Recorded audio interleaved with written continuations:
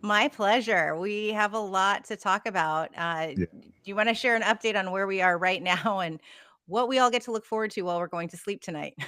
Well, so this bill on the Republican side really wasn't finished. They were still putting in new sections, trying to make alternatives, fighting to see what they could get past the parliamentarian.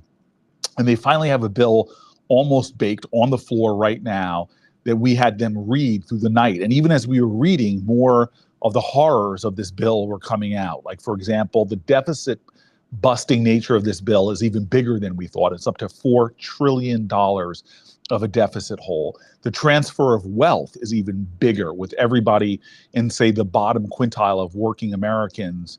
They're going to lose hundreds of dollars, while the top quintile of Americans, the top 20%, are going to make thousands and thousands of dollars. So it is now unequivocally the biggest wealth transfer in the history of the country, of transferring wealth from the working folks making the lowest incomes in the country up to the highest income people.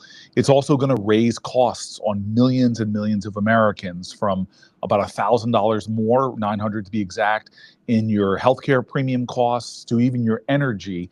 For example, in my state, people are going to be paying between 20 and 30% more on their energy costs. It's gutting jobs from the healthcare industry to the construction jobs and the clean energy. Millions of jobs are going to be lost. Rural hospitals will be in danger of closing.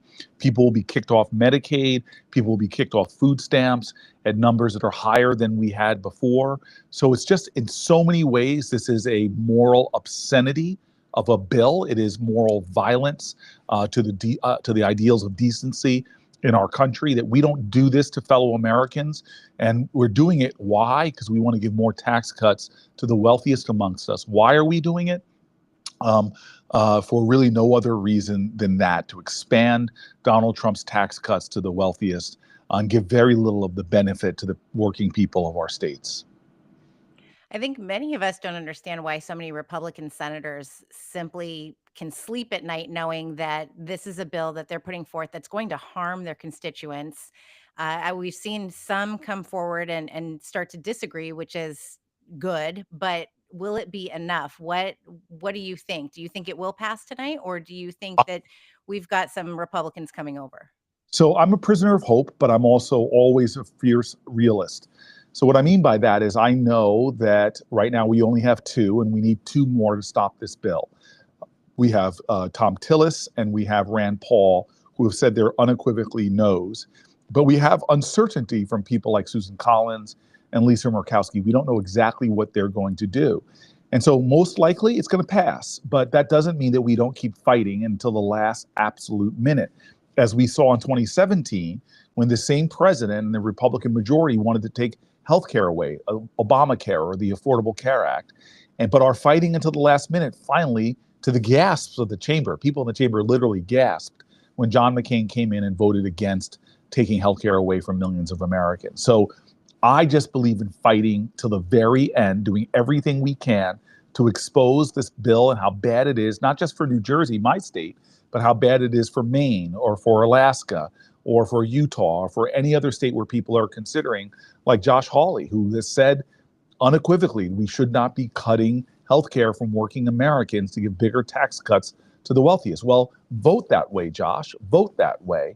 Vote with the people that are standing with working folks in America, because clearly that bottom 20% of our country, these people who are working and struggling the most to make ends meet, are going to get hurt the worst by this bill. That's very un-American to do that, to steal from the working people in order to give the wealthiest amongst us the big tax breaks. That's un-American. Can I get your hot take on what our friend Elon has been tweeting, that he's actually against the bill and will primary any Republican senator who goes with it, which is interesting coming from him because we know he goes back and forth on any given day. And anyway, uh, what is this about? Why would he be up against this bill when he is one of these top one percenters?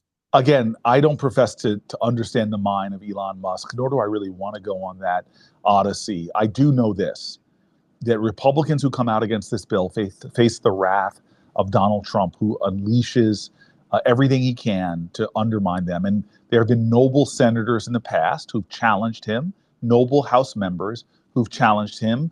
From Cheney, she challenged him, lost her position. From Jeff Flake here in the Senate from Arizona, challenged the president with noble, righteous stands, lost his position as a senator. So I think that that's what they're looking at. And look, I'm happy to see anyone battle for sanity, battle to protect Americans. And so, again, in this case, no permanent friends, no permanent adversaries, just permanent issues. And my permanent issue is the well-being of Americans who are struggling, who don't know how they're going to make ends meet if they lose their health care, who don't know how they're going to take care of their disabled child if they lose Medicaid, who don't know how they're going to make it through a very tough patch. Most people stay on things like SNAP for a year or two.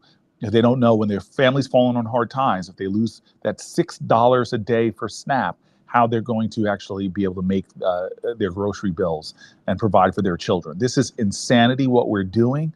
And I think, again, it's moral violence against the ideals of our country. Do you think that right now what we are asking constituents to do, I've been doing this all day, and I know there's a large group of us, to not only call their senators, but to also lean into the corporate donors that Yes. are donating to these. We got to shout out Eliza Orlins for really heading this up and saying, let's go do this, and really go troll them and get in their feeds and their reviews. And we're seeing comments get shut down because of it. What do you think of that? And what else can Americans do to keep up that kind of momentum?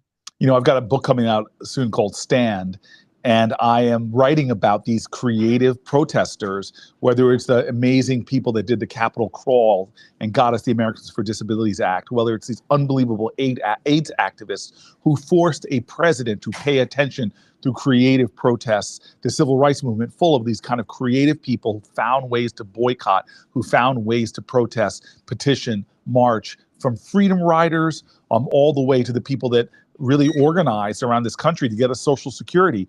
That's what American democracy is about. It shows that the power of the people is greater than the people in power. The worst thing you can do right now is think you have no agency, have no power, that just say, I'm watching this as a spectator. Well, democracy is not a spectator sport. Do something, even if it's just sharing content, even if it's just elevating other people's voices.